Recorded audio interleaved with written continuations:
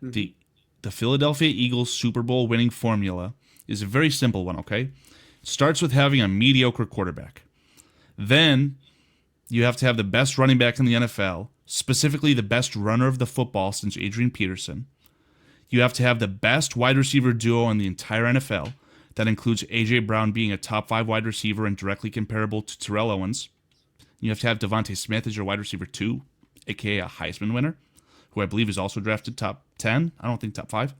Got to make sure that you have a fully revamped secondary, including striking gold twice on 2 rookie cornerbacks. If either of those 2 rookie cornerbacks aren't as good as they are, I don't even think the Eagles reach the Super Bowl.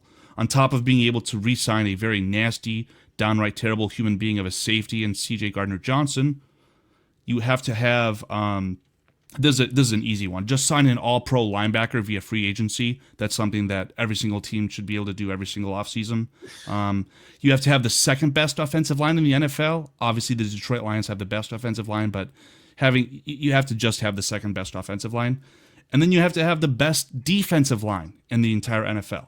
Galvanized by the return of, Michigan's finest, Brandon Graham, okay? So again, when we're looking at this defensive line specifically, Jordan Davis, pick 13. Jalen Carter, pick 10. Nolan Smith, pick 30. And again, Brandon Graham, the great Brandon Graham, Hall of Famer, pick 13. So, take an entire 4 years, an entire head coach cycle to stock up on your defensive line, get 4 first-round picks on your defensive line. A lot of those are top 15 picks. And in the case of Jordan Davis and Jalen Carter, you have to have conviction enough to trade up for those guys. So again, a very simple roster construction for the Eagles, which at the end of the day equated to the best roster in football and a Super Bowl victory. All that, ironically, to say that, unironically, I do think that Roseman is the best general manager in football, without a shadow of a doubt.